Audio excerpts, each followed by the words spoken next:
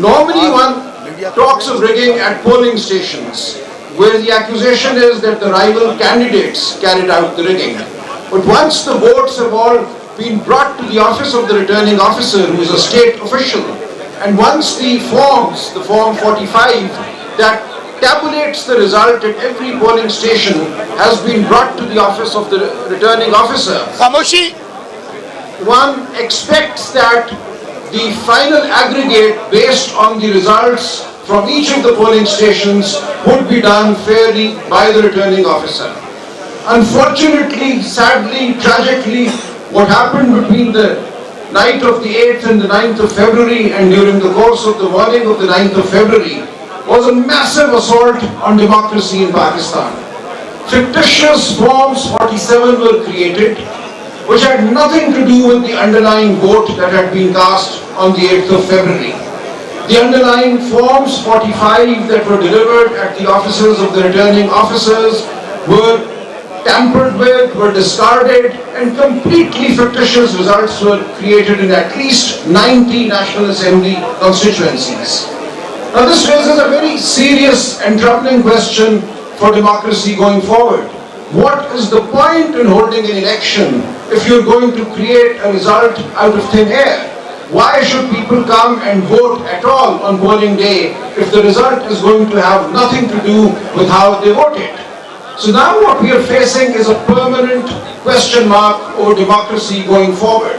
If the state officials responsible for safeguarding the election can be won over, can do what they did during the night of the 8th and the 9th and the morning of the 9th of February, then every election to be carried out in Pakistan, to be conducted in Pakistan, becomes a farce. That is why we are standing up and we are saying this farce must be reversed. If it is not, that will spell the death of democracy in Pakistan. This was not just an election fraud. This was a wholesale assault on democracy in Pakistan. And we know this followed months of suppression of the PTI workers, PTI leadership that were picked up in their thousands, the leadership as well as the grassroots workers. Our symbol was taken away in the hope that we would not know who to vote for. This atmosphere of fear that pervaded the election campaign, every day our workers were picked up, our banners, posters, steamers were taken down by official vehicles, municipal corporation vehicles across the country. And anybody who invited us to a corner meeting had his home broken into during the dark of the night. So with this atmosphere, we went into the 8th of February, nevertheless determined to allow the people of Pakistan to speak. And the people of Pakistan roared on the 8th of February. They roared back against the oppression that had been unleashed on them. This was a historic vote. We need to congratulate the people of Pakistan.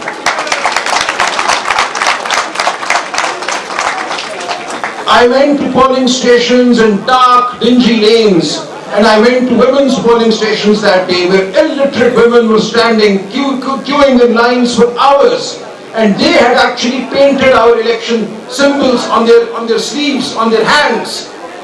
We all had different symbols. I had a badminton racket, people underneath me, somebody had an aeroplane, somebody had a paintbrush, and they knew who to vote for. These were illiterate women and men. They had taken our symbols to their hearts. We really thought that we would have a tough time getting people to vote for our diverse symbols. But the people assured us, they said, we know who you are.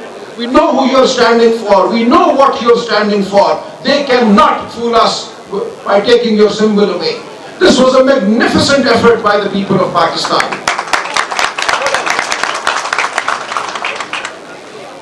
However, what happened was equally disgusting.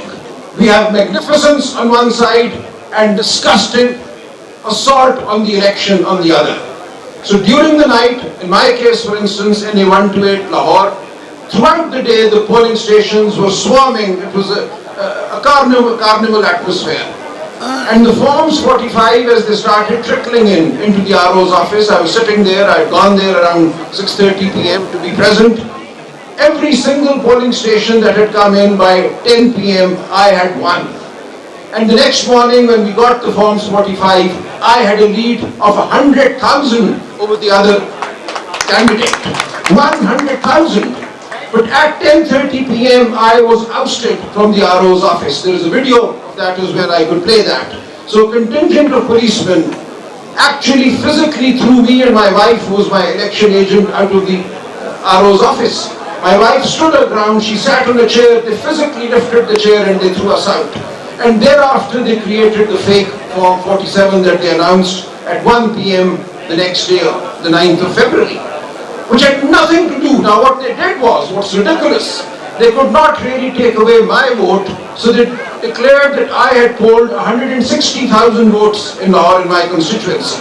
This was a massive vote. This was a vote greater than any other in Lahore. But then they showed my opponent, who had not actually gone beyond 60,000, as having polled 172,000 votes. This took the turnout for my constituency, NA 128, to 57%, whereas the turnout for every single provincial assembly seat underneath me, under NA 128, is 39 or 39.5%. So a jump of 19% between the National Assembly turnout and the Provincial Assembly turnout tells you everything. And I would urge the international media, the observers, to look for the turnout figures for the Provincial Assembly and for the National Assembly in the various constituencies where we say assault took place. And you will see this pattern repeated everywhere. This suggests that 110,000 voters entered polling booths and did not vote for the provincial candidate, but only voted for the national candidate and only the candidate opposing me. This is absolutely ridiculous. And this gives away, this shows the clumsiness with which this assault was carried out. And we are taking all this to the courts, we have taken all this to the Election Commission, and we have our forms with us. Here I have the Form 45 that we filed in the Election Commission of Pakistan on the 12th of February. Now I could not have, nobody could have recreated these forms in 3 days. We filed every single form, we've done a detailed analysis, compared the results with the provincial assembly seats, and I urge all candidates to do that, do the hard work. And it is indisputable that there was an assault of the most drastic nature on the election process on the 8th and the 9th of February. Now with this, I want the international media, the international observers, to take our message to the world, to say that the people of Pakistan have been denied their voice yet again. And the consequence of this is most serious for the country.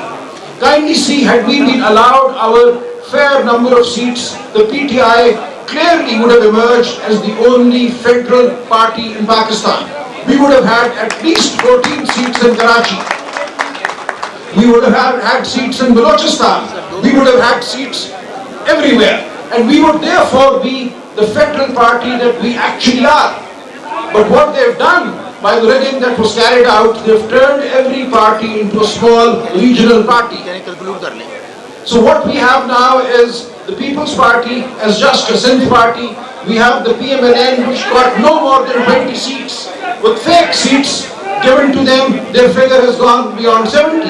But it is clear that by fracturing the mandate of the PTI, we have done damage to the federal project in Pakistan. अब मैं उर्दू में थोड़ा सा कहूँगा, देखिए हर हल्के में आपने ये देखना है कि जो सूबाई असेंबली के वोट हैं उस हल्के में, उनमें और कौमी असेंबली के वोटों में फर्क कितना है। मेरे हल्के में NA 128 में 1,10,000 वोटों का फर्क है। ये वो वोट है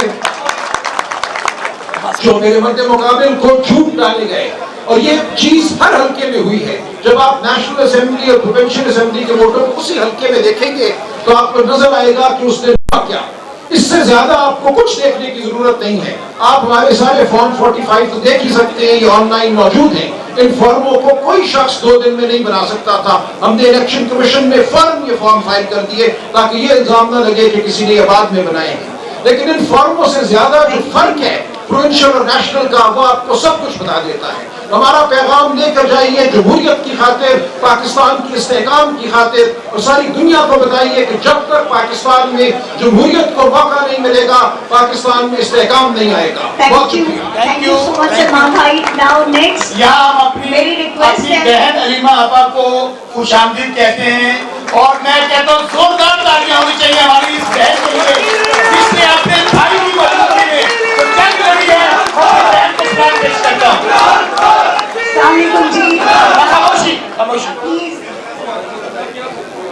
Appa, thank you so much, and Uzma Appa, thank you so much for coming here and joining us. We are grateful, اور ہمیں یقین ہے کہ انشاءاللہ تعالیٰ بہت جلد عمران خان بہت جلد